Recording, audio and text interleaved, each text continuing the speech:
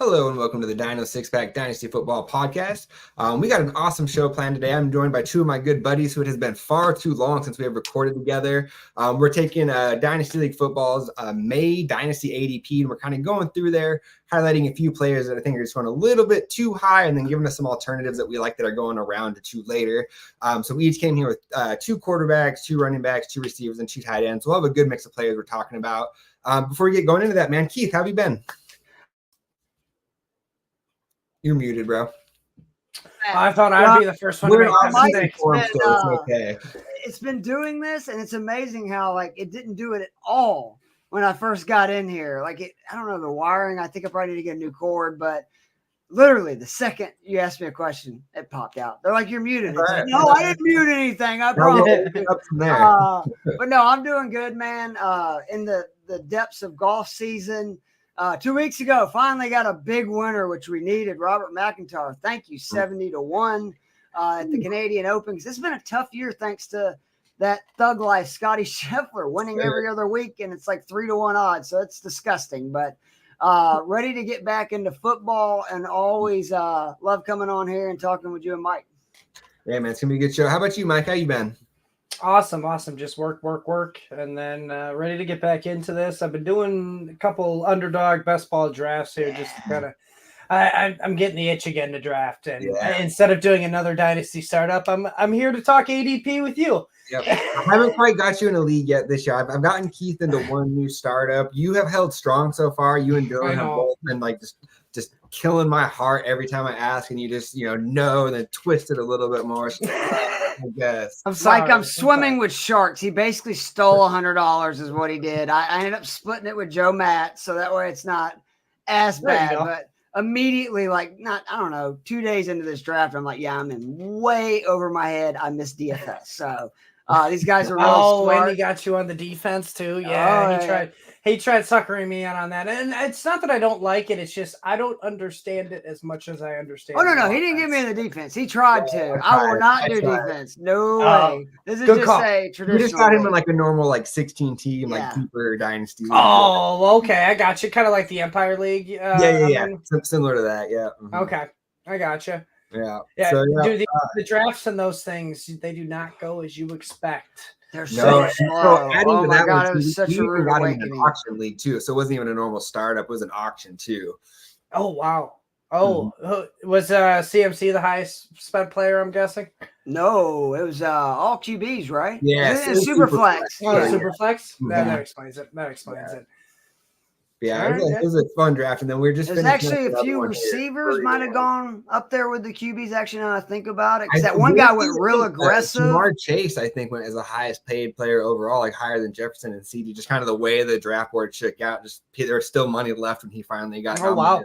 It was fascinating to see the guys too that were really aggressive early. I mean, seriously, we started with $600, and they would spend $400, and we wouldn't be 30 picks total into the draft, and I was just like, wow. And then me and JJ are talking about it. Kind of backfired though on us, because so many of us were like, oh, we'll just wait. Then we started bidding each other up on guys we thought we would get a steal on. So but it was fun. I'm looking forward to the league. I know.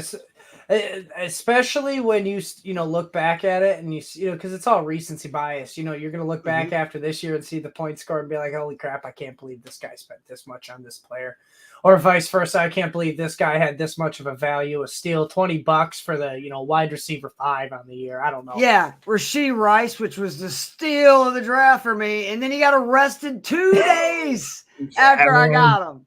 You could have got him for half the cost if we did the draft today. I just got him. Yeah. Oh, that's funny. It's all good, Jamie. We appreciate you stopping by to say what's up. Tell the daughter happy birthday for us here, and go have a good time with her. Happy birthday.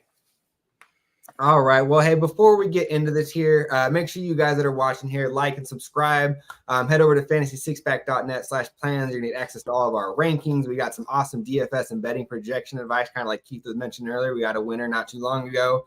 And then best of all, you get access to our Discord forum, where you can pop in there and get customized fantasy advice to your exact league settings from all the writers there. One of the best bang for the bucks that you can get. Again, that's fantasy6pack.net/plans. And with that being said, let's get started here. We're going to go right over to quarterback. So kind of assuming here what we did is we got the from Dynasty League Football, the May ADP. So this is Superflex and PPR. So what we're going to go do is I'm going to highlight a player that I think is going a little bit too high ADP-wise, so I'm going to pass on, and then I'm going to highlight a guy going later that I'm going to draft. And we're just going to kick it right in here. As you guys kind of saw the thumbnail here, I'm going to pass on Joe Burrow. He is currently going QB 6 overall. I'm going to wait another half round later, and I'm going to grab Caleb Williams, who's going as quarterback 10 overall, 13th pick overall. Gives you a chance to stack up with another quarterback earlier and then grab Caleb on the way back around, or you're in that kind of range where you can grab Jefferson or Chase. So for me, I will pass on Burrow. Just don't think the upside is quite as high as what you're going to get out of Caleb Williams, and getting that half round discount. That's a big win for me. It's ballsy. Have you seen Burrow's hair looking like Anakin Skywalker from the prequels? Pretty ballsy, man. That looks like a guy that's about to go ham, if you know what I mean. But no, I think that makes a lot of sense. Yeah, I mean, he's just always can't stay healthy either. It's always something. I mean, I don't wish it upon him, but I wouldn't be surprised, because we haven't gotten one preseason of a healthy Joe Burrow, which is obviously affecting his start to the regular season. Like, yeah, he turns it on late, but man, could you imagine a full, 17 game healthy season of Joe Burrow? We could easily get a QB1 finish. I think one time we saw it, he was quarterback 4, quarterback 5, something and like he didn't even play a full season, if I remember that correctly. He missed, I think, 2 games, or something. Yes. Like so I mean, he does have a ceiling here, but man, he's close to having that injury label, the injury prone label. I don't want to put it on him just yet, because I hate to put that label on people. Unless your name's Sammy Watkins, I'll put that on you all day. But yeah, I agree with you. It's just you can find better value even earlier because of the game that we now live in today with all these QBs that bring in a rushing floor. Like Joe Burrow has a little one, but I mean, you got QBs like Jaden Daniels coming into the league. All right, you got Jalen Hurts, Josh Allen, Kyler Murray. I mean, the list goes on. I mean, so it's just hard to take a pocket passer QB that is also a little bit injury prone. They did get a break though with my Georgia Bulldog monster of a tackle. Oh yes, he falling is to them, and if he ends up being healthy, which he also has had injury concerns, so that's a deal too. But when he played, he manhandled people. I think he only allowed a pressure on like 1.8% of the plays that he was on the field his last year. That could be huge for that Bengals offense because Burrow, they need it. I mean, it's not really Burrow's fault. He's been banged up because their line has sucked. And if this kid's good, now they have 2 good tackles, and all of a sudden you're on to something, and it could end up being a breakout year. That would be the only reason I think there's upside. But again, there's so much risk, and to Mike's point, there's so many other QBs. Why take somebody that's risky when I think there's a lot other safer options behind better offensive lines? And you don't have to spend the capital to get them. I mean, looking at those two, I mean, is it crazy to say that I think Caleb Williams has a better supporting cast than Burrow, like all around? You're taking like all the running backs, all the tight ends, all the receivers into consideration. Is that a hot take? I just want to see the Bears line. It would be my one thing. I think weapons, absolutely. The offensive line, I still want to see. Like, I know they made some upgrades, but like they didn't put the investment in it that the Bengals did. I do want to see what that O-line is because they were better down the stretch too. So maybe that was just they weren't healthy, but that's my only reason I wouldn't say absolutely. But I'd rather have his pass catchers and backs and everything for sure. Absolutely. I think the Bengals are top heavy with their talent, but the Bears are just deeper with it. But and this is a redraft take. Don't sleep on Zach Moss this year. I mean, he's got a great spot to capitalize. Get that high value RB2, possibly RB1 this year, depending on how many touchdowns he can get in that Bengals offense. He's going to catch a crap load of passes. It's a PPR league. Just go look at some of those games where Mixon would have like 6 catches for 14 yards. Moss is a much better pass catching back. Like he just is. I completely agree with that. A guy I've been snagging in those best balls draft that I've been doing, man. I love Zach Moss this year. It's not as much as a dynasty take, although in the Empire League that you're in with me, Jordan, I did trade for Zach Moss. I used a late 2nd round pick to get him, and I like that. I just like the value Zach Moss was going to provide me this year compared to that late second round player who I was going to get was probably, I don't know, like a Marshawn Lloyd, which is good. I like Marshawn Lloyd Dynasty, long-term value because Josh Jacobs ain't the, future for the Packers. But at the same time, man, don't sleep on Zach Moss this year. He's got sleeper value written all over him with how late he's going in drafts. Well, and adding to that too, it's not like a straight true dynasty either. So for everybody out there that hasn't played an Empire League, what that means is that every year part of our pot is going to get rolled over and it builds up year after year. And then once somebody wins the league in back-to-back years, at that point, then they get that big pot and we do a full redraft of our league too. So you don't want to go too far in one direction of going too all in or load up all those rookie draft picks, because at any point the league could reset after that first year if we get a back-to-back winner. So I think it makes sense to kind of move the late second up for a guy like Zach Moss where you're guaranteed to get that production this year. I think when you're looking that late, that kind of sways it a little bit. So I like that move for you. I wanted to put him in my RB values, but I'm like, man, that's not really dynasty takey. Yeah. All right, keep us going here, Mike. Who is your quarterback, your first draft and pass here? The first one I'm gonna pass on is actually Justin Herbert. Okay. I know he's a stud. I do love the talent he has, but the new coach Harbaugh, it's just there's too many possibilities, too many outcomes here. Like it could be, a pass-friendly offense, but the last 4 years we've seen at Michigan, it's not been pass-friendly. He wants a controlled style offense, defense, run the ball, and let's be real though, it's still not going to be run first, but it's just going to be, run focused. To where Herbert is going to really have to capitalize in the red zone, have a high touchdown percentage to really make way on that ninth, overall, QB8 selection, where I'm just going to give you my other QB that I want to draft instead of Herbert if you're in that 8-9 spot, and that's Anthony Richardson. I just think sky's the limit for this guy. I mean, he only played in 4 games last year, and he was top 5 QB in all of them, and he still hasn't even unlocked his passing potential.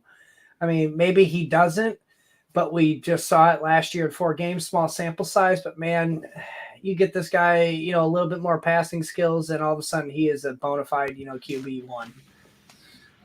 Yep, I like that one. Or I'm all in on the Colts offense. We'll kind of talk about that with one of my guys later on in the show, but I like that call for you. So Keith, who is your first quarterback pass and draft here? So it's Jordan Love for the Green Bay Packers. I like Love, but the fact that he's being overhyped for my boy Brock Purdy, what is wrong with people? How long do I have to go and yell and scream about this? He continues to fall. He continues to be undervalued. QB 15. He was QB 6, his first full season starting. I hate fucking Kyle Shanahan. 28-3. So I don't like giving him his flowers, but you got to give him his flowers. Their offense is freaking unbelievable. And what's so funny is there's this notion that he was kept in check down. That is so far from the truth. He had one of the highest yards per attempt of any QB in the league. He had some of the most deep throws, some of the best deep accuracy. And what I like the most about it is Matt Ryan, in his second full year as a starter in this same offense with not the weapons that the Niners had, went from good to MVP of the league. And you're telling me we got Brandon Ayuk, George Kittle, CMC's coming back. I like the Purcell ad. I think Purdy is just going to be absolutely nuclear this year. I guarantee you he will be a top 10 QB this year. And I think it's closer to top 5 QB because if you look at his rookie right out of the last guy in the draft, he scored at least 14 points in every single game. Last year's first year starting, QB6. Shanahan's offense, the longer QB's in the system, the more Shanahan learns what plays to run for him, the more they know the system so they can make decisions quicker. I just think Purdy is – I don't understand it. I don't know why the bias against him, but QB 15 is criminal. I would much rather have him than Jordan Love at 11. And there's a lot of other guys. Like you'd be getting up to really Richardson, who Mike just talked about in that spiking offense. That's kind of right where I'd have Purdy slotted behind. It's like AK probably around like 8 or 9 in the QB rankings.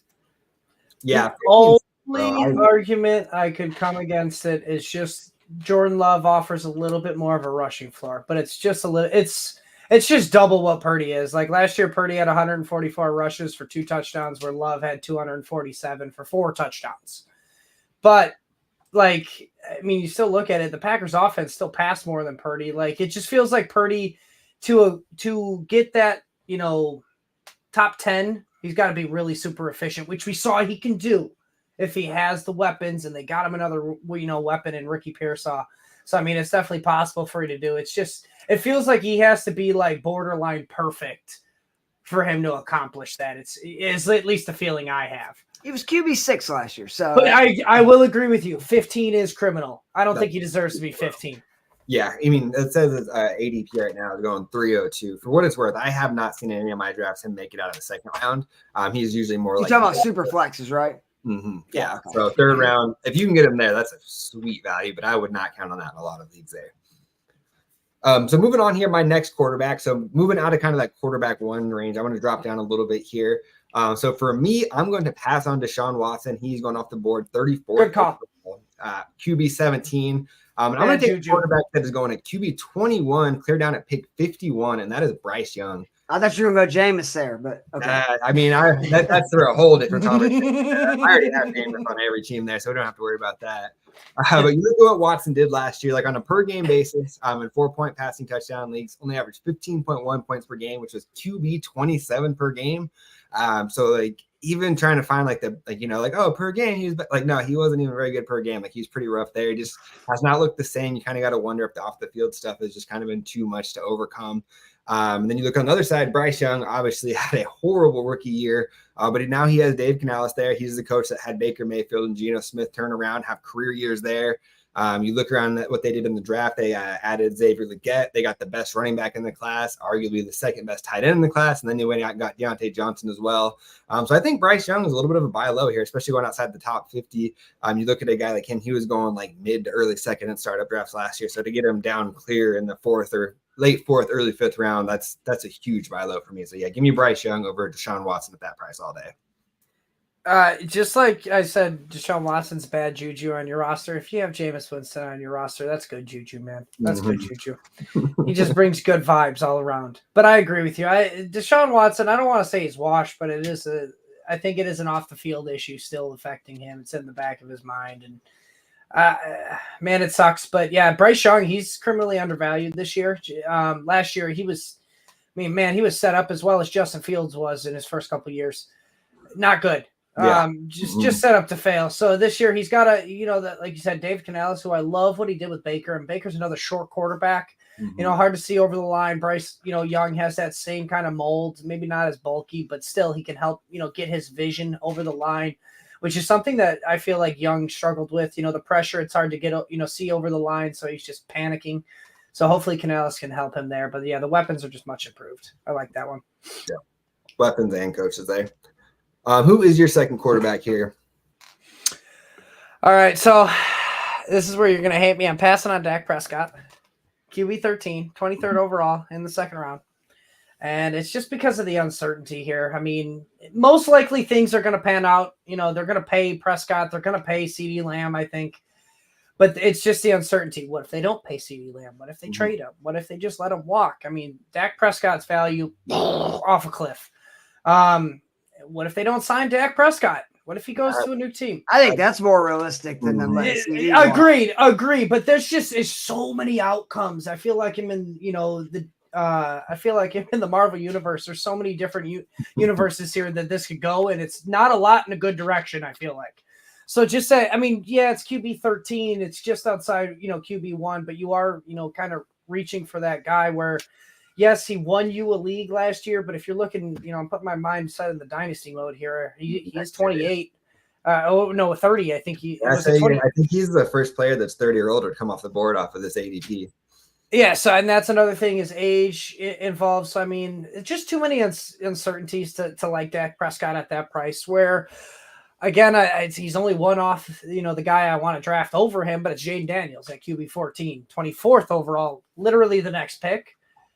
But, and I know I'm not going too far down, but give me another guy that's, just going to break fantasy football with his rushing floor. I mean, it's the guy with the upside of being an elite deep field passer, which is a big difference. Yeah, and that was what I was going to say. It's like he gets a lot of comps to Lamar Jackson coming out of college, which rightfully so. He's very athletic. He can get it done on the ground. But the one thing that isn't correctly comped is he's a better passer coming out of college than Lamar Jackson. Lamar was really raw and undefined as a passer. He was really, the type that Fields was when he first came in. He was checking his first read and taking off, checking his first read, taking off. And then that's why Greg Roman designed that, read option offense to help him just kind of get his feet wet and get comfortable. And then when he finally developed into a passer, that's when they go and get Georgia's offensive coordinator Keith, help me on his name. Thank you, Todd Monken. And then they expand the passing tree. So that's where they bring in Cliff Kingsbury. And if you look at what Cliff did with Kyler Murray in his first year, I believe he was a top 10 I want to say it was QB6 in his rookie year, because of that rushing floor. And Jane Daniels has that same type of talent passing wise and rushing wise as Kyler Murray, just a different body type. So I love Jaden Daniels at QB 14. If you're going to pass up on Prescott, go for Daniels. Yeah. Or in a rookie startup, if you can get the 102 for Dak. Yeah. Pretty good. You can argue him as a 101. The only thing that's different between him and Caleb is Caleb has the better supporting cast, but Daniels has the higher ceiling as an individual from your player. mouth to God's ears, because in that Dynasty league, my quarterbacks are Brock Purdy and Jaden Daniels, which I spent up. That's a great combo. That's a great combo of if you do best ball, I love a nice combo. Floor and a huge ceiling. And beautiful floor. And then if you get those ceiling games, 2 touchdowns on the ground from Daniels, maybe 2 through the air. Oh, you're going to break the game. Love it. All right, Keith, wrap us up here. Who is your last quarterbacks here? All right, so I'm assuming that if you're using any of these guys, I don't think they're really like a long-term dynasty option. You can look at this redraft, whatever you want to call it, but Jared Goff scares the hell out of me. It seems like every time we get behind him, there's regression. And the fact that you can get him at QB 18, I know he's considerably younger, but for a short-term window, I would much rather have Matthew Stafford at QB 23. I've said this so much on the Fantasy Frames weekly draft show, but last year when Matthew Stafford, Kyron Williams, Puka, and Cooper Kupp were all on the field, it was the most efficient offense in the NFL. It was also the most efficient offense in the last 14 years. If those guys are healthy this year, I expect Stafford and that Rams offense to be unbelievable. I really do. I think Puka is the real deal. I think Kupp has still got, gas in the tank. Demarcus Robinson became a legit option in that passing game. We saw what Kyron Williams can do, and now you're adding Blake Corum. I think this Rams offense is going to be really good. And if you're looking for just a short-term gap, a year or two in your dynasty league, or you're looking for a guy you can get late in redrafts or best ball, Matt Stafford, I'm all over that over and over again. I love him this year and that Rams offense. Yeah. With that being said, that is a perfect transition into our running backs here. We'll go right into a guy here that for me, I'm like one of those guys that's like, hey, you don't want to get take lock when you're presented new information. It's okay to change your priors. And this was a guy I was wrong on all year last year, but I'm going to double down. I'm going to be passing on Kyron Williams. He is getting drafted at RB7 overall, 43rd off the board overall.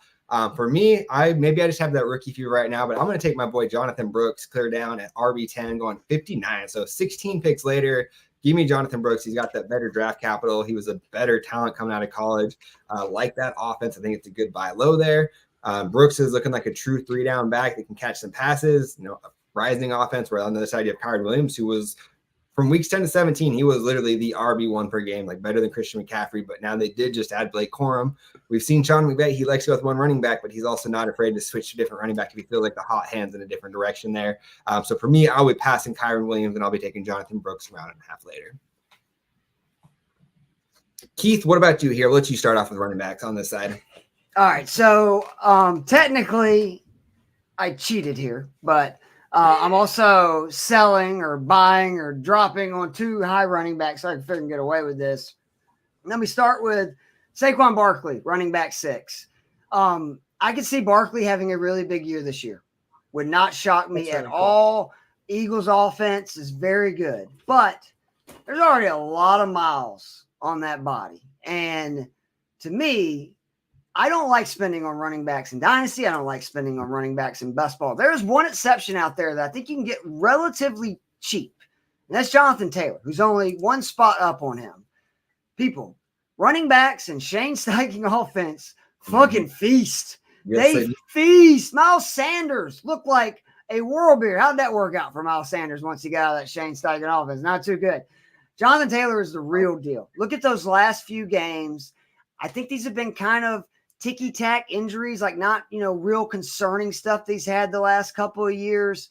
And luckily, because of those, he's 25 and he does not have a lot of miles on the tires overall. He's had really one season with a ton of carries.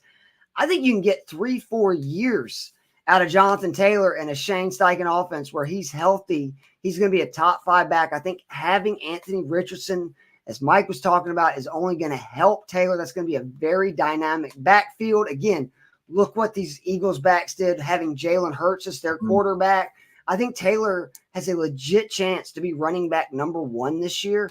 It would not surprise me at all if he stays healthy. And I would much rather have Taylor, even though technically he's ADP 5 and Barkley's ADP 6. But overall, I don't spend on running backs. I just feel like that it's too short of a window, man. Like, I'll do that in a traditional league. I'll do it in DFS for a week. But I don't want to get attached to any of these guys because it's just, A, they're a dime a dozen, and B, the turnover, injuries, everything. It's a crapshoot. Yep. I like that call there. Who you got here, Mike? Who's your first running back there? Yeah, so again, you probably won't like me, JJ, but first running back I'm passing on here is Jahmyr Gibbs at running back 4. 27th overall in that 3rd round. And again, I play into the uncertainty because in Dynasty, you got to, take it in a 2-3, type of interval period. And I love Jahmyr Gibbs this year. I think they unlock him a little bit more. The best thing about the offense for the Lions and why it's being valued again as another good fantasy offense this year is because of Ben Johnson staying. That's what I'm concerned about here is just spending on Jahmyr Gibbs. They unlock him in the passing game, which I think they will obviously do this year. And then Ben Johnson leaves, and all of a sudden we have no idea what they're going to do with Jahmyr Gibbs. They also got David Montgomery. How long are they going to keep this role in here with the second guy and not just feed more touches to Jahmyr Gibbs? That's another thing in there that it's just. And the red zone, the answer is until Montgomery's gone because we've seen Campbell sticks with the guy that he trusts in the red zone. Exactly. And if they, how many times have you seen Amon-Ra St. Brown, or Sam Laporta getting tripped up on the 5-yard line? All of a sudden, it's coming. Yeah, it's coming. David Montgomery's trotting into the game, and it's like, God damn it. And everybody who has David Montgomery loves their life, and then Jahmyr Gibbs owners hate it. Even if Jahmyr Gibbs has 2 touchdowns in the game, we're greedy. We want that 3rd one. Don't give Montgomery it. And it's still like the uncertainty. So it's so I'm going to go with a guy that I love in Devon Achane. RB9, 46th overall, 4th round. You get him a little bit later. Yes, he needs to work it, not a full season, but give me 13, 14 games out of a running back. Not many running backs can play a full season anymore. So just give me 14, 13 games and I'm good. But man, you give Devon Achane 13, 14 games. Ceiling is like RB 1 plus a million. This guy is lightning in a bottle, and the only thing stopping him is just more touches. And Raheem Mostert, I love the guy. He, for how many times he killed my Packers in the playoffs, what he did last year was phenomenal. And us as fantasy owners will not forget that. So, but it's not happening again. And the only one that can threaten Devon Achane, in my opinion, is Jalen Wright. So, Achane to the moon. Yep, I like that call there. Moving on here to my next running back here, and it's my 2 guys here. I feel like it's interesting. They've had like a very similar offseason with what the team's done around them, but it seems like the narrative is completely different on these guys. So for me, I'm going to be passing on Rachaad White. He's coming off the board at 60 overall, RB11. I hate you. I'm going to be going around later, and I'm going to be taking my guy James Cook at pick 73 overall.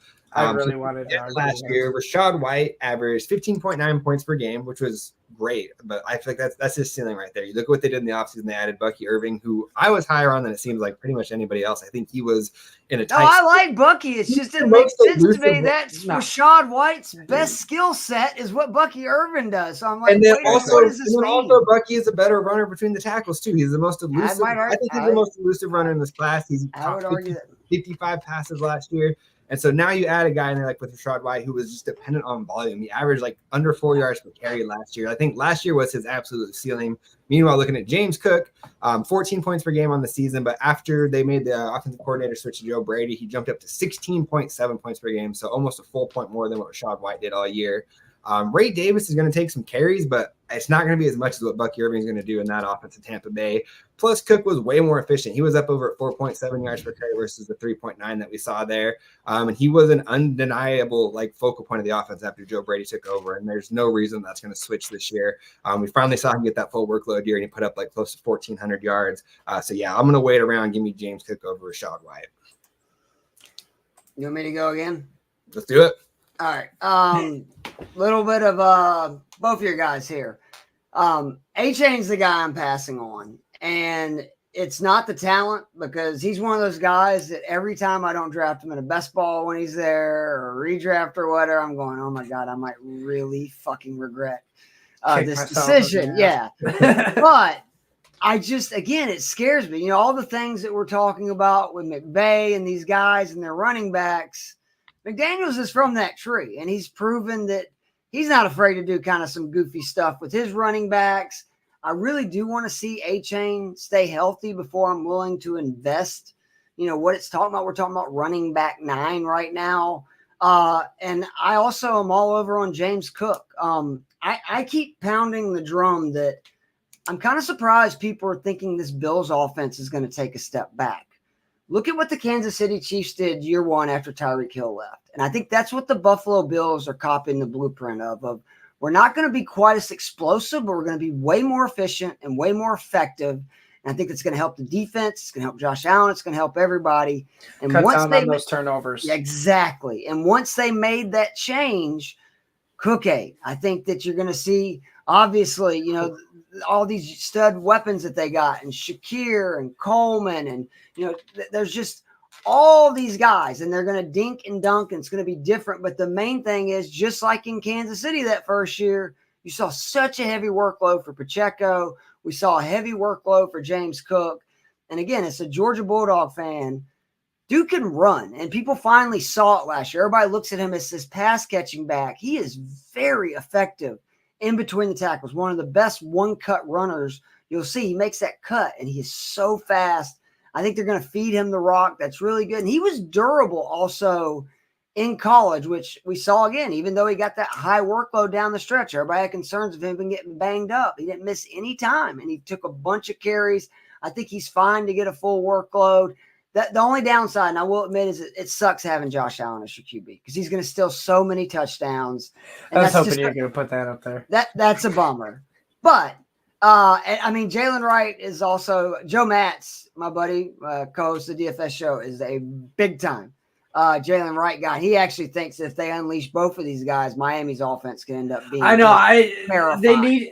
They need to replace Achane with the Raheem Mostert role, and then replace Wright with the Achane role. That's what Matt's is saying. The only thing I will say is they like Mostert. I mean, we've already hearing out of it. He's still going to have a role. And that's again where it's just like, I don't know. They need to take a note out of the Chiefs playbook, and the Clyde Patriots Edwards-Hilaire's ass. well, not necessarily that. Just save him for the red zone and playoffs. That's the only time you need him. Get Achane and Jalen Wright to eat up all those yards in between the numbers, and then just use speed on that field. Like if you think about Tyreek, Waddle, and those two backs. I mean, Mostert's obviously not slow either, but I mean, especially with Wright and Achane, I am a little scared about the Achane, but I do feel better about Cook 6 picks later than I do about Achane, because I just think he has a bigger That's just better value. Offense. Yeah, better value, more volume guaranteed too as well. Like. Thing about Achane is he's probably only going to realistically see 15 targets, but he's a person that could use turn 15 targets into an RB1. I mean, he was only averaging finish. like almost 17 yards per carry over like the first month of his NFL career or something. It was Something fucking silly. ridiculous, man. Oh, man. He's that offense, man. Just anybody that's going to be the starter in that offense, I want them on my team. Exactly. Yeah, you just got to have some part of it, except the tight ends. You just don't want the tight ends. I don't know. Janu Smith. I think Janu Smith breakout year in Miami, man. Have fun picking the week to play him. Only in best ball. No, I'm with you there. And that's what everybody says in the passing game. And I didn't even know it was that much. Like, if you look at the target rate, it's like Hill gets a huge piece of pie, Waddle gets a substantial piece of pie, and then everybody else fights for the scraps. It's just scraps. Yeah. The rug for the litter. Yeah. All right, Mike. These are our last two running backs here. Yep. The one I'm passing on here is kind of the I don't know, maybe we can call him the Alexander Madison of this year, possibly. I know it's a little hot takey, but Zamir White. I like it. Okay. I have zero Zamir White shares. I like it. I like him. He's a good value, but at the same time, like, he's going RB22. It's 103rd off the board, 9th round. It's not like bad, but he's one of those, it's a trap, 0 RB targets. Like, yes, he looked good when he got the volume last year, but it was a small sample size. And as we know, running backs, over the year, they get beat down, and some of them get better as the year go on, and some of them get worse as the year goes on. And we just don't know if Zamir White is one of those. All right, it could be just another Alexander Madison situation here, where, oh my God, he looked good when the Josh Jacobs was out. He got the starts. Pierce loved him. He's a grinder, but we saw him for 4 games. It was a small sample size, and like I said, the value's not bad. It's RB22, but at around that range, I kind of like Javonte Williams at RB20, 97th overall, in the same round. Just on an offense that I know he's going to get used week in and week out, as long as he can stay healthy with Sean Payton. We saw what he can do with Alvin Kamara when he was on the Saints. And Javonte Williams has the same skill set. Maybe he's a little bit better, more of a bowling ball in the red zone, which just gives him a higher ceiling.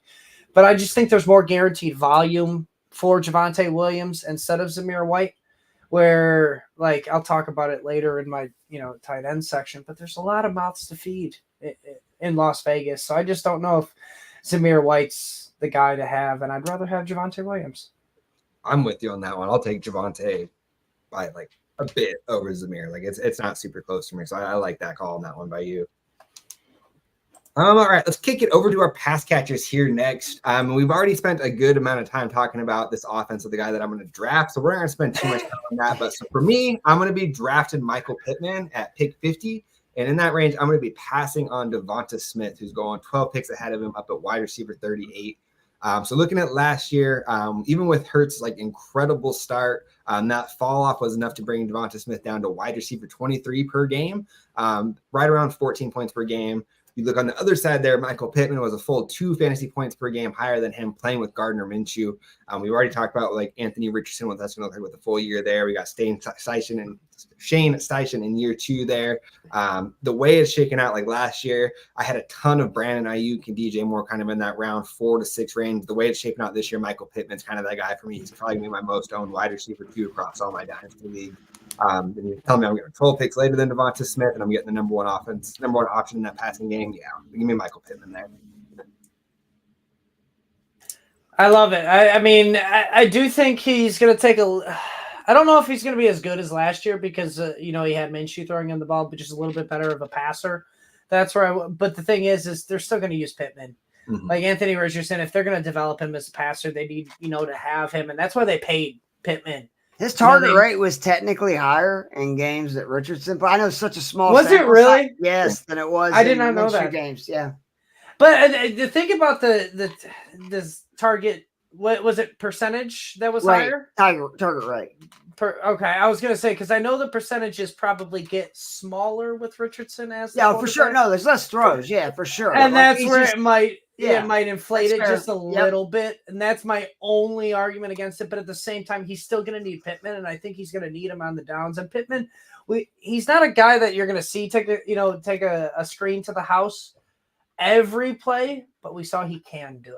That's the main thing. He can take those slants, take him for an extra 20 yards, take it to the house if need be. So I do love Pittman. Yep, I like that one. Who's your first wide receiver pair here, Mike? Man, it is the guy you talked about. The guy I'm passing on this year is DJ Moore at wide receiver 15, 42nd overall, fourth round. Passed on him myself just because of where he's at. Exactly. It's just where he's at and where I can, get around him, and that I'll lead into my guy who I'm going to get instead of him afterwards. But just too many mouths to feed in the offense. Plus, you get that with a rookie QB, a new offensive coordinator in Shane Waldron, which I know he revitalized Geno Smith, but I'm still worried about. Like Tyler Lockett kind of took a little bit of a step back last year, and I don't know if that was him or maybe the offense in general or Geno Smith. But just a lot of uncertainty there. Plus, the thing is DJ Moore is just not going to get the same volume he saw last year. Yeah. So you got Keenan Allen, Rome Odunze there. Caleb Williams probably going to throw it to Cole Kmet. Rookies love, throwing it to the tight end in sticky situations. So just hard to get him at wide receiver 15 when you can get DK Metcalf at wide receiver 20. Yeah. What a steal. What a value. The number one wide receiver in that offense. All right. He doesn't have to deal with Keenan Allen, a rookie quarterback. He just got to deal with Geno Smith. But we're talking about a guy here. You mean Sam Howell when he's starting by week 6? That's right. Yeah. And Sam Howell, he's at least going to chuck the ball. Oh, he likes to throw it. That's what I'm saying. I think that would be good for all the receivers. Exactly.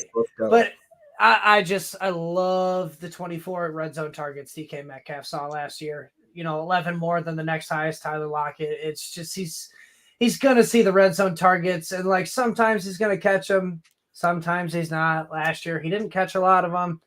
I'm betting on him this year to catch a lot. It's how it goes. You can't predict touchdowns, but man, you got a monster like DK Metcalf had a bad year last year in the red zone. You don't think he's working on it in the offseason. Well, and a bad year, I think, was still like wide receiver, like 20 or 22 or something like that. Like it was still like a pretty solid overall finish for him, if I remember right. Let me pull it up here. DK Metcalf. He was wide receiver 21 in PPR. Yeah, it's not even like I said wide receiver 20 or 22, so I was in the right range. 8 touchdowns on 24 red zone targets. He's so much untapped potential there with the ceiling, and so just give me DK Metcalf all day, every day. I like that one. Keith, who's your first grouping here? All right, so it's not just for this wide receiver. You should be selling Nico Collins. Like if you have Nico Collins on your dynasty teams, get rid of him. Not only did they add Stephon Diggs, the numbers for Collins when he was on this field with Tank Dell are very, very troublesome. I just think Tank Dell is the better receiver. We know Diggs is going to have to get the ball or he's going to fucking throw a fit. I really think you can get value for Collins right now, too. People are so hyped up on this Houston offense and what he did down the stretch. I think you could actually get a pretty good haul for him. And in reality, you're trading the number 3 wide receiver. I know you're trading number 3 wide receiver on a really good offense with a great young QB, but that's what it was. If you just look, whether it be yards per route run, target rate, all that stuff, when him and Dell were on the field together, all skewed through Dell. And the guy that I'm going with, I think is going to be a top 10 wide receiver this year, and it's scary Terry McLaurin. List of quarterbacks, this poor Terry McLaurin, like I feel bad for Drake London, and I do because, he had Marcus Mariota, Taylor Heineke, and Desmond Ridder. That's been his welcome to the NFL kid. Terry McLaurin's been doing this for 5 years now, which is still posting 1,000 yards. He kind of looks over. I was about to say 980 yards his first season, and then 1,000 the last 4, with literally me, Mike, and JJ throwing the ball to him. And as me and Mike were talking about, it's not just that Jaden Daniels is an upgrade because of his athleticism and everything. He excels at the deep ball. And that is where I think people are going to learn. Terry McLaurin, very good down the field, wide receiver. I like Terry and Dotson actually a lot. I was going to say, I think they're both very undervalued. And I think this Washington offense is going to be good. I don't know about the defense. They were kind of like my Falcons. Like I can't tell you they're not still going to be bags. I don't know if they're going to be able to stop anybody, but I think it just means more potential for the offense to do more. Fantasy, it's great. Yeah, no, exactly. And I really do. I think Terry McLaurin, if healthy, 'cause that's the other thing is he did all this last year with Sam Howell, and he had turf toe, which is such a horrible injury that he got right at the beginning of the year, and he still went out, had 1,100 yards and 6 touchdowns. I think Terry McLaurin is one of the best wide receivers in football. He hasn't got his due because he's just been stuck in, QB purgatory. And I think Jaden Daniels is a really, really good player, and I expect him to have a very, very good year this year. Well, I feel like Terry McLaurin is kind of in that like Amari Cooper boat where like they don't get that national respect. But he's wide receiver 39, by the way, which is fucking outrageous. Who are the 5 receivers you model your game on? Like every time you're going to hear Amari and Terry McLaurin and like almost any receiver you ask, it's like those guys, Keenan Allen and Devontae Adams. Good hands, speed, they can run routes. Yep. NFL players, like they model their games after. So I like that call there. Moving on to my next receiver here, and this is getting a little bit later. And the price for the guy I'm passing on is not bad, but it's just the guy that I'm drafting instead is insane value right now. So I'm going to be passing on Cooper Kupp, who's going at pick 78 overall right now. Kind of got banged up again last year. He's really like wide receiver 30. Is that about right? Wide receiver 30 right now. Okay. And I'm going to be passing up for a guy that, like, we know why he has dropped. Like, at one point this offseason, this was a guy that was, like, a locked-in top 15 wide receiver, and that's Rashee Rice going clear down at 90th overall, wide receiver 40. You look at You're not scared, huh? Not at that late, man. Like, you're telling me he misses half a season even at that, and I'm getting him, what's that, pick or, like... I'm more worried about it happening again because, like, it's the mental thing for me with Rashee Rice. That's the problem. It's like he just had an issue, and then he goes and has another issue. Now, it got dropped, thankfully.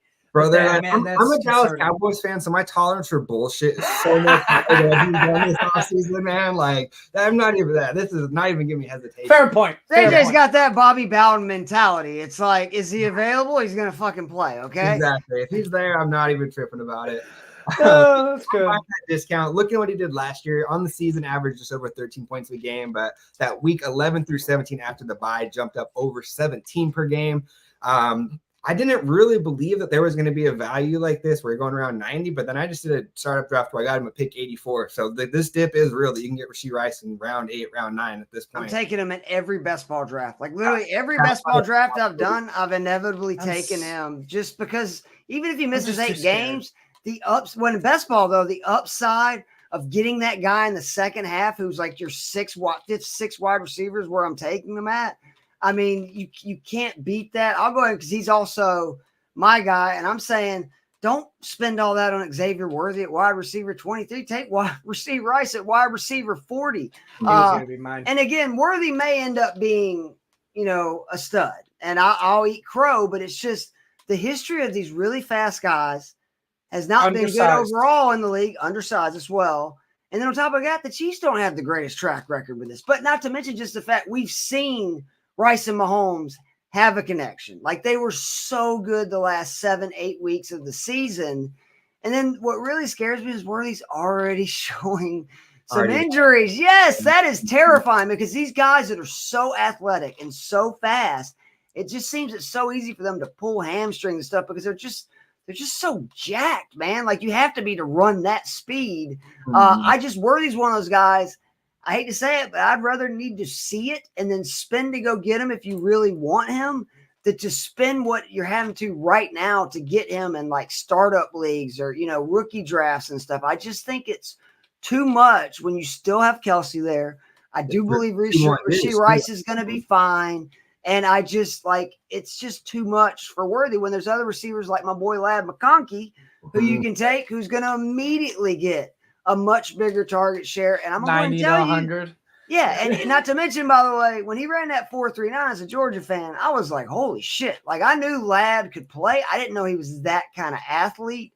I just think there's other guys you can get. And especially with the gift of Rice being a fucking moron. And now his, capital has dropped so much. I would much rather go get Rice, who is undervalued right now, than Worthy, who I feel is, overvalued. Yeah. I agree with that 100%.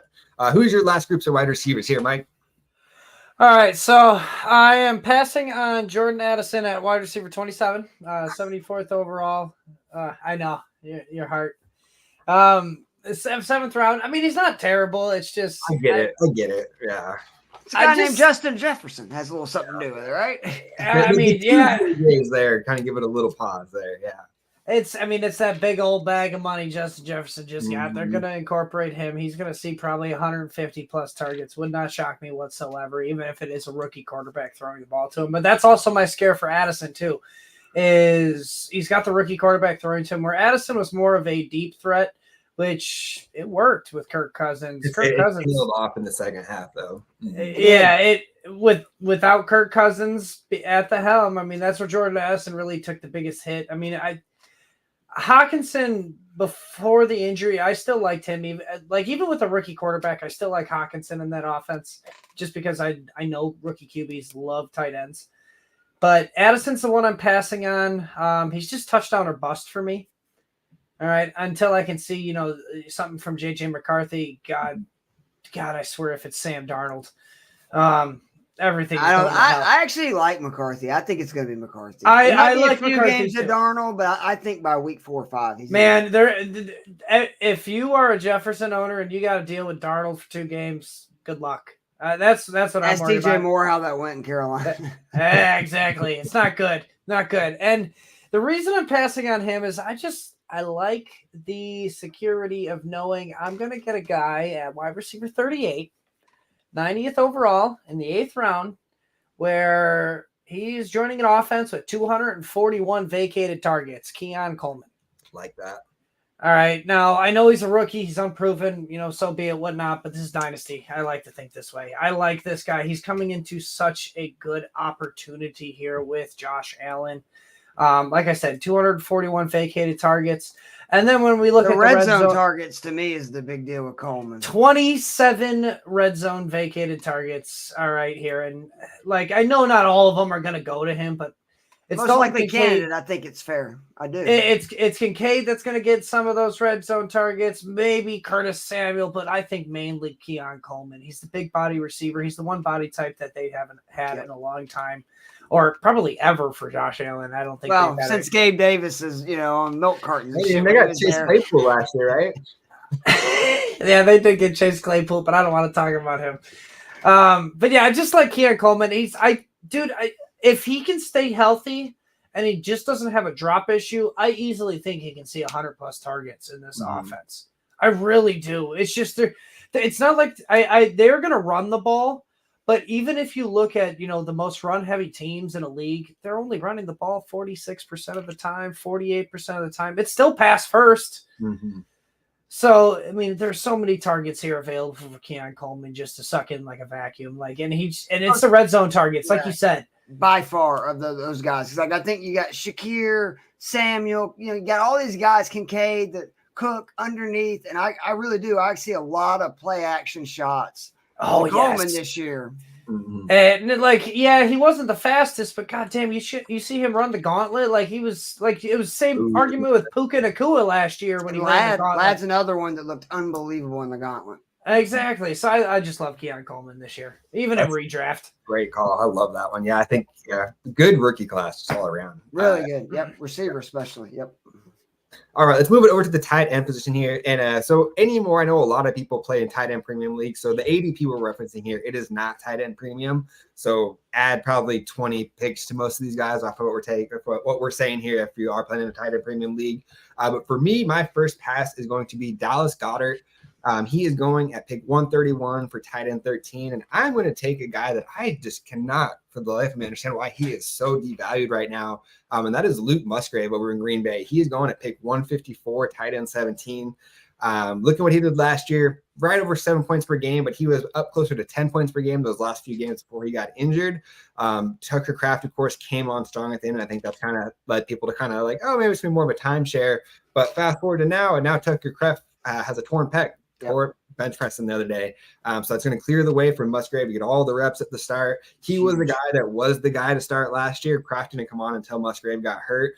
Up and ascending offense. There's going to be some weeks it could be tough to fight for targets with how many mouths there are to feed there. But Luke Musgrave, I love the talent coming out of Oregon State. Big fan of the Packers. I mean, I think when Mike and I were talking last year, he thought it was a little crazy when I had Packers as a playoff team preseason. And then I love Matt LaFleur. I love what that offense does there. So yeah, give me Luke Musgrave going. He takes later. Addition by subtraction of losing Aaron Rodgers. I mean, come on. I was a little skeptical. I'm trying not to. I try my best not to be a biased Packer fan. It bit me in the ass a couple years ago. So I separate myself man.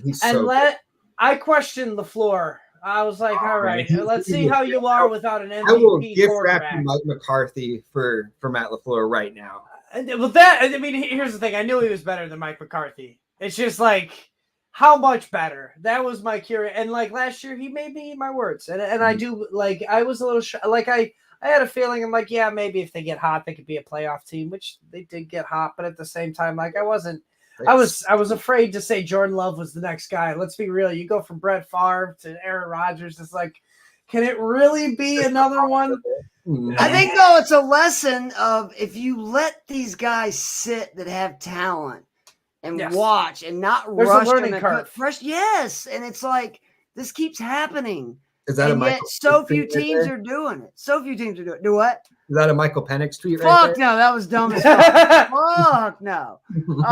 But you know, low blow. I mean, if we're going glass half full, sure, it's the Michael Penix thing. But no, we needed help on defense. But you know, if Cousins get hurt, like it's like what I tell people, if Penix ends up being good, even if it's just for 5-6 years, ultimately it will be the right pick because you have to take these guys if you believe they're the quarterback. Like I will give them that. It just didn't make sense.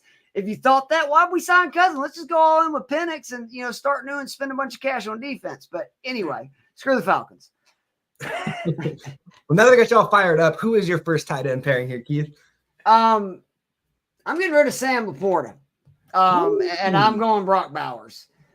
First of all, the thing about LaPorta is this has nothing to do with his talent. Nothing. He is a legit stud. It's mouths to feed. And we saw last year, you know, St. Brown, it doesn't matter who is in that offense, is just, I mean, he's like one of the most targeted guys in the NFL. Jamar Gibbs, as Mike brought up, big time in the passing game, especially down the stretch. He is going to eat into targets even more. That's everybody's, right? And then the big thing for me is Jameson Williams is one of my breakout guys this year. I still believe in his talent. You look at it, I thought he was the most talented wide receiver in that class. He had a severe injury that kind of wrecked his rookie year. Then the dumbass got suspended for 6 seasons. That hurt his second year. So this is his first year where he's all in coming in. And that Green Bay game last year was the first time I was like, that's the guy I saw in college, where it was just, boys. There goes the mic again. Where he's just so explosive. He can, after the catch, everything. And that's just going to hurt LaPorta. And then again, I don't totally trust Jared Goff, as I said earlier. So I just worry about regression. He had such a good season, especially for the targets that he got, that I just think his targets are going to be a little down compared to last year. And that's going to make it difficult, you know, for him to have the same season he did last year. And with Bowers, I'm going to keep saying it. He's the best offensive player I've seen in my lifetime at Georgia. He was a true 18-year-old freshman. I know everybody's saying, oh, they have a tight end. Oh, they have Devontae Adams. He also was a true 18-year-old freshman, and he led Georgia in receptions, receiving yards. He scored 13 touchdowns. That team had James Cook. That team had A.D. Mitchell. That team had George Pickens. That team had Darnell Washington. That team had Ladd McConkey. And an 18-year-old Brock Bowers. He is a man among boys, and I think the Raiders drafted him to be a pass catcher, to be an offensive weapon, not to be a tight end. I think it's going to be him, Myers, and Devontae, and most like 3 receiver sets. And you're going to see if it's a safety or a corner on Bowers, they're going to get manhandled. And if you put a linebacker on him, he's too fast. And I'm so excited because I think Bowers is like Herschel Walker type combination of athletic, physicality, and speed. And people look at him because he's white and he's kind of goofy without a shirt. Go watch any of his games versus Bama, like all these top SEC defenses. He's just throwing people around. He also was good out of the backfield. I actually think they're going to give him some carries too, to your Zamir White point. I think by next year, Bowers will be the number 1 tight end in fantasy. And I would much rather have him going forward. And it would not shock me if he actually outscores Sam LaPorta this season. Hey, I like it, man. Somebody's got to catch passes from my boy Aiden O'Connell over there in Vegas. So It's the Gardner show. Gardner It's show, the bro. Gardner. I need it to be the Gardner show. If it's the O'Connell show, him I and need to Sam pump the Howell brakes on this the year. week 6 I plan. need By to week pump 6 the will be brakes a little bit. AOC and Howell all day over there, guaranteed. Yeah, I mean, actually, it's funny because the player I'm passing on is Brock Bowers at tight end 3, and it's just because of the price. I don't like Keith was saying earlier with the players he was disagreeing with. I don't disagree with the talent. Man is one of the best. You know, he's honestly the most athletic tight end to come out since Kyle Pitts. Let's be real. No, it's just look what Kyle Pitts went into. Not a great situation. Pitts was somebody though down the field, and that's one reason why I'm not worried about Bowers originally. Because you can use him, short, intermediate. Ball, yard after the catch, where Pitts was more, I got to get open. He uses athletic ability that way. To me, that's the big difference in those two guys. But you're right. Like from an athletic, score standpoint, they're similar. It's just if you look, Bowers average, I mean, no offense, Stetson Bennett was throwing him those first 2 years when he caught like 25 touchdowns. Stetson's not exactly flinging it down the field. So there's a little difference in that. But I understand, like for this year, I'm confident about it, but I'm not like that confident. You know what I mean? It's this year that I'm mainly looking at it. Got to see, there is an argument for he could be tight end 1, but the reason I don't think it is because my argument is Trey McBride. I love Trey McBride. I love McBride too. And now that he's got Marvin Harrison, somebody that can take the heat off him, I just think he can eat in the middle. And I was a big Trey McBride believer when he came out of college. I scooped him up in a lot of rookie drafts because I knew he was going to go in the later, late second, early third. And I'm just reaping the benefits now. And it was scary that rookie year, wasn't it? Because I was like, oh shit, did I miss on this guy? Because I was really high on him too. It was. And I'm like, man, this guy, he was like, the guy got George Kittle comparisons coming out with his run after the, catchability. And man, did we see it last year when he had, what was it, Josh Dobbs? And it was even like a second half takeoff for him too, right? Because they re-signed Zach Ertz and kind of fed him to start the year, and then once Murray got back, he was just like, dude, he loved him every week. Every week I used him in DFS, and I just like McBride. I just think he's a little safer, and then also he's not going anywhere because. Yeah. Exactly. He's not going anywhere with the QB. He's got the, he's the number 2 offense. That's what I look for in a tight end is he's the number 2 option. Yep. Like it may be Marvin Harrison 1. Maybe it's not. Maybe it's McBride first. I've been making the argument it might be.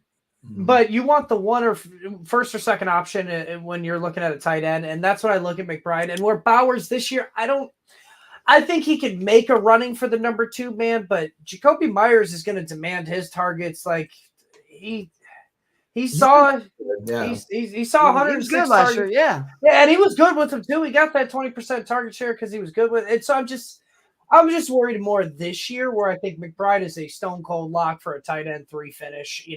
And you keep Marvin Harrison, Kyler Murray there. I just don't know how he gets pushed out unless somebody gets better. Even if Michael Wilson, who I'm high on, is better, I still think McBride is absolutely going to be the number 1 or number 2 option at the end of the year. There's so many good options at tight ends this year. There really is. I ever remember, honestly. I would say deeper at the top half because usually at the top half it's like, all right, you want Kelsey or Andrews? All right, if you don't, and the answer should always be Kelsey because if it's Andrews, you got issues. Except the 1 year, just the 1 year, right? But it was always like, I'm punting tight end. No, this year you got Laporta as a 1 option. You got Andrews in the mix again. You got McBride. I don't think, Bowers, but another guy I want to talk about. I'll just go into my, next tight ends here. Another guy that I'm really high on, Kyle Pitts. Now that he's got Kirk Cousins, if he can stay healthy, he's a guy that I honestly think I'm still on this damn train. Get me off of it, Keith. No, I'll make you feel better. If you go ahead and tell your reason, I love Pitts, for the same reason you love Bowers. Like, man, this guy is a weapon. Just get him the ball. Like, I know you made the argument he's more of a downfield threat, but what's the argument why we can't get him more involved? Oh, he's going to this year. Exactly. And then you got somebody like Kirk Cousins who just fed TJ Hawkinson the ball like it was his job. As a Viking. So, I just think, another tight end that could finish, tight end 1 is Kyle Pitts this year, going tight end 6. 63rd overall, get him in the 6th round. And another guy, the guy I'm passing on is David Njoku, just because of the circumstances. He had Flacco last year. All right. He was just feeding him the ball. And that's what I think really, that's what I think fed his hot streak. Now, Njoku has the talent here, but you talked about it earlier. Deshaun Watson, I just don't think he can cut it anymore. And if they run the ball more like that offense is designed to do from Stefanski, give me Kyle Pitts over, waiting for David Njoku. And I don't feel like punting tight end is the best strategy this year, but if you're going to punt tight end to like the tight end, like 4 to 6 range. Yeah. So just some other stuff real quick on Pitts.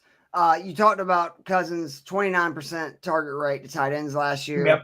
Since 2015, he has the most pass attempts in the NFL of any QB to tight ends, the 4th most passing yards. He's thrown 59 touchdowns to tight ends since 2015. And Kyle Pitts led all tight ends the last 2 years in unrealized air yards. One of those 2 seasons, he played 10 games, and he still led in unrealized air yards for that season. And this is where I like Penix for fantasy, is if you're investing in Pitts, London, etc., there will not be a huge drop-off because no matter what you think about Penix, he can fling it. And that's good for 2 big physical athletic receivers in Kyle Pitts and Drake London. So 100% agree on that. Do you want me to go into yours, JJ, or you want to go? Keep on going, then I'll wrap us up. All right, so Mark Andrews, get him out of here. I don't want anything to do with him. The better tight end is named Isaiah Likely. He is going to play. I just, knowing Todd Monken and having watched him at Georgia where he had multiple backs that he used in the passing game, multiple tight ends, think of Darnell Washington, Brock Bowers that first year. I cannot believe that he watched Isaiah Likely last year maybe be the most effective big play receiver on that team, not tight end, receiver, and not use him. He averaged over 13 yards per route run. He was 10 yards in yards per throw. He was 6th among tight ends in target separation, 1st in target premium, 1st in production premium, 1st in QB rating per target among tight ends. Isaiah Likely is, like, when they drafted him, the guy that hosts ESPN Northwest Florida Inside Drive went to Coastal Carolina, so he was all about, dude, Isaiah Likely. And I'm like, dude, get the fuck out of here. And then I actually watched tape, and I'm like, damn, this dude's good. He's basically a wide receiver. And again, that Ravens offense, I think, is going to be electric in year 2 with Todd Monken. This is not so much like a knock on Mark Andrews, like I think he's done. It's just Mark Andrews is tight end 4. You can get Isaiah Likely, who's so much younger, as tight end 19, and he's probably going to be in this offense and tied to Lamar for so much longer. And there is some concerning signs with Andrews. His ADOT has gone down, his yard per route run, all that stuff. We've seen kind of a steady decline the last couple of years. Injuries is hopefully playing a part, but I would much rather take the chance on Isaiah Likely than spend that on Mark. Because if I'm going to spend that on Mark Andrews like in a draft, I'd rather try to just go get a Brock Bowers, McBride, one of these other guys that are much younger. Yeah, I like that. I feel like Mark Andrews is arguably the only tight end in the league where, like, it's smart to draft his handcuff just because we have seen. Absolutely. No, for sure. Like, it's good to have that guy there. My last group of tight ends I'm going to talk about here, and for my past, like, we're talking about a guy going at 194, like, whatever. We're talking about Juwan Johnson, tight end 22. For me, this was the biggest gap between any 2 players that I'm talking about is this last one here. I have Juwan Johnson as my tight end 35 in my ranks. Going clear down, and this is comical, 207, tight end 26. He's tight end 21 for me. Cade Otton, outside. I love Cade Otton, dude. That's my guy. Insane to me. So I overall, if you look at the season, the overall numbers don't look great, but every once in a while when you're watching a guy, like, you can kind of just like see them and you're like, oh, this dude has turned the corner. Like you saw with Trey McBride last year, where like you can just tell it's different. You look at what he did in those 2 playoff games. He averaged over 16 points per game in both of those playoff games. A lot of people are getting really, really hyped about Chris Godwin this year. Talking about, he's moving him back to the slot. I think Cade Otton is the one that's going to have the biggest bump this year as going into year 3 in this offense. And you're telling me you can get him outside the top 200. Like, that is comically low on his ADP. Like, yeah, give me him over Juwan Johnson at 194 all day long. The targets down the stretch, to your point, he had 28 targets his last 4 games. And I agree with you. You just look, it seemed like that they found a connection. And I always love it when a guy is really good in the biggest games of the year. And that's why, again, we didn't mention Travis Kelce. But if you are in a best ball and you are not taking Travis Kelce as tight end number 1, you're a fucking moron, okay? Yeah, like he's got at least 1 year left. And if you look at those playoffs, he was injured basically the entire year, got healthy at the very end in the playoffs. Yeah.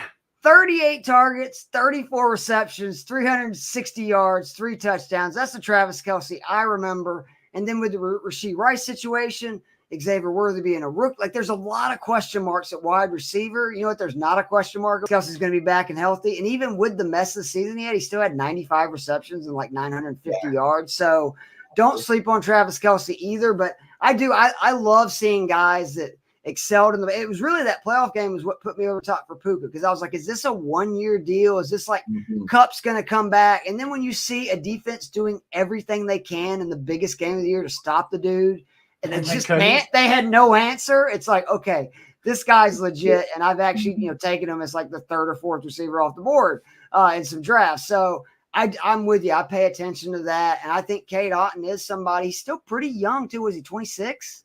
Yeah. Yeah. So, I mean, and we know Baker can sling it. So, I mean, I kind of like Tampa. Tampa's the team that scares me the most for my Atlanta Falcons in this shitty ass NFC South. Yeah. I like that one.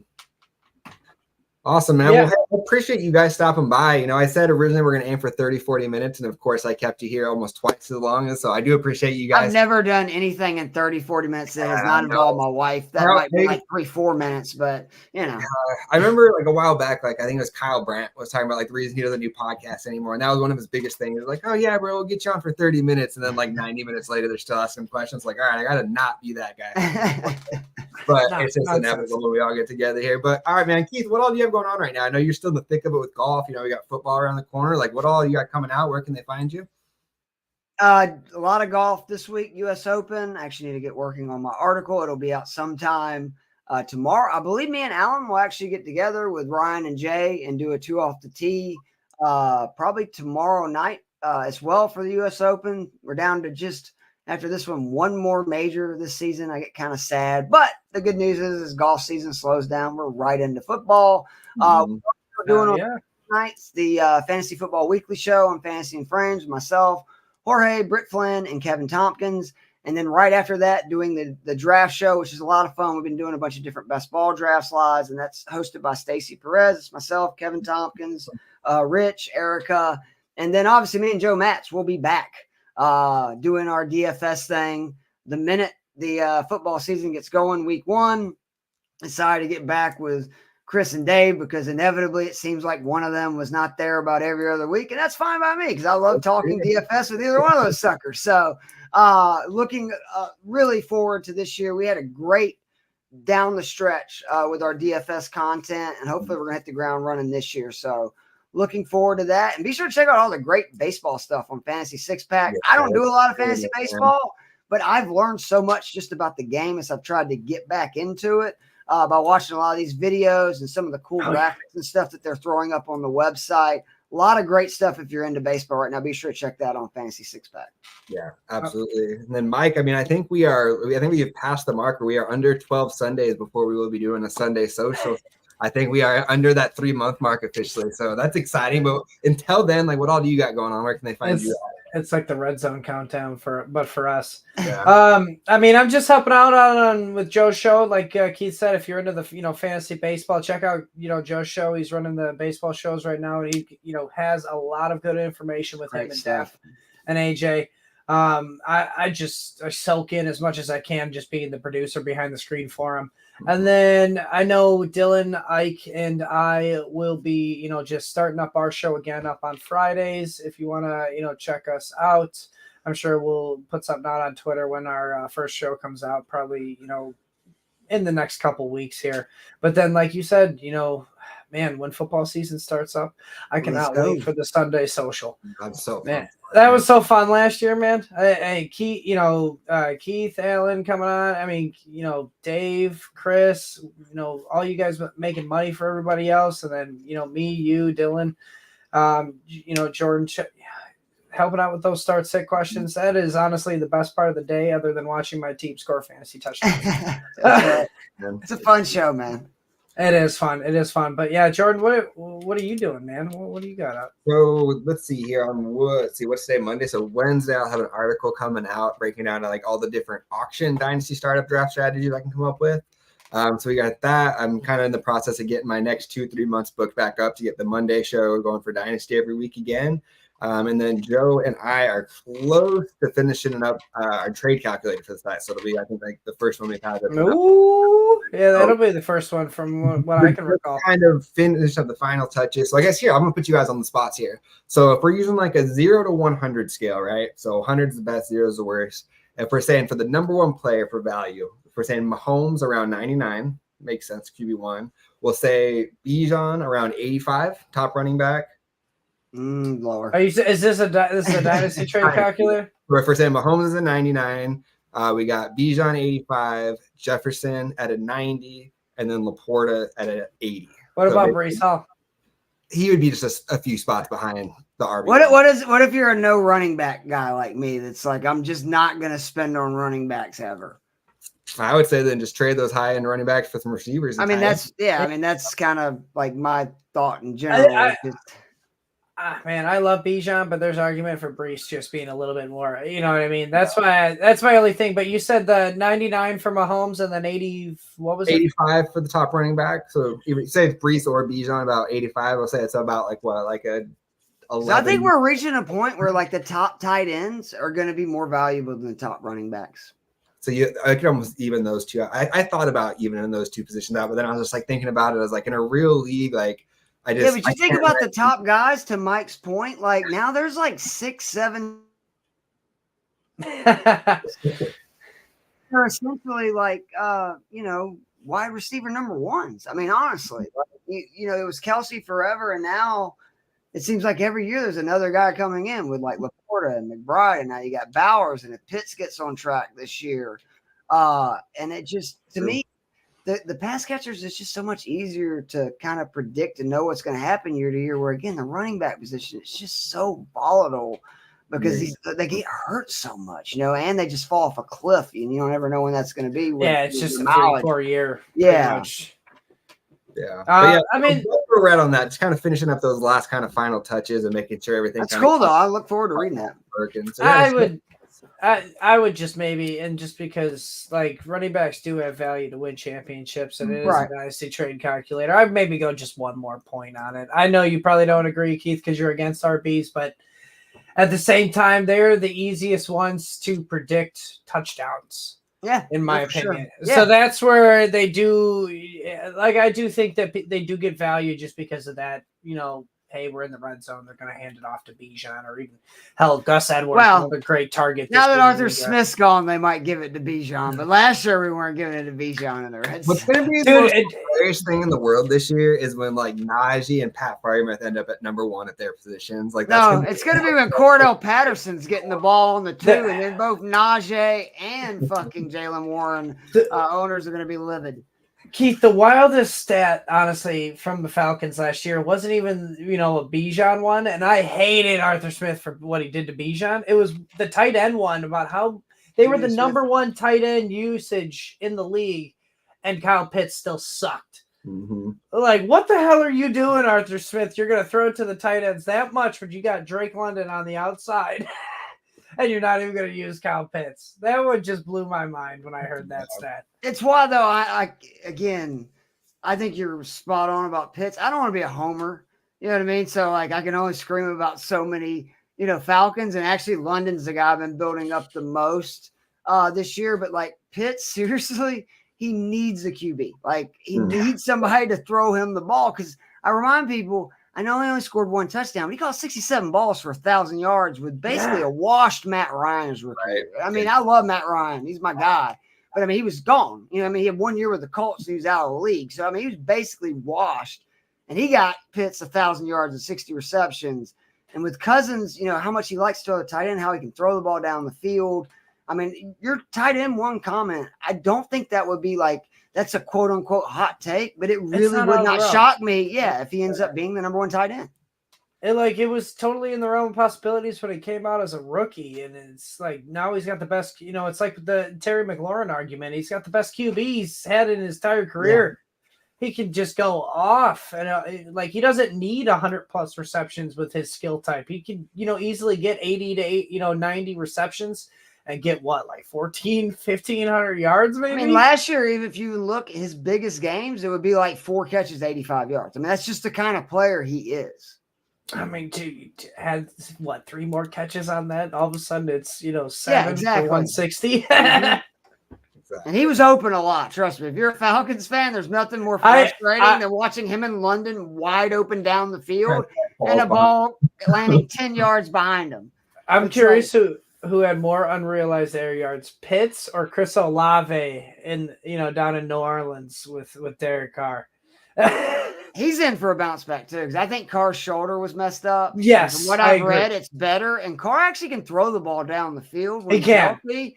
And it scares me because like I tried to get Olave in that Dynasty startup we did. He went way too expensive. I think he's another guy that would shock me if he's like wide receiver 1 this year. Like seriously. Mm-hmm. Yeah, he's definitely still goes for a premium. Like that was Olave's whole thing is unrealized air yards, and then Derek Carr signs there. He gets the shoulder injury. It's like, damn it, we're not gonna see it. And then he never set out. He kept playing with the shoulder injury and just like could only throw it like 10 yards down the field. Like he never just like sat out and let somebody else come in. So Alvin Kamara had 25 receptions or whatever the fuck it was that first week. I'm like, what is going on? This is bananas. Oh shit, man. Well, guys, again, I appreciate you stopping by here. Everybody that tuned in and was watching, I appreciate that. Make sure you guys hit like and subscribe on that. Again, for Keith and Mike, I'm JJ. Appreciate you guys in, and we'll see you guys here next Monday. Peace out.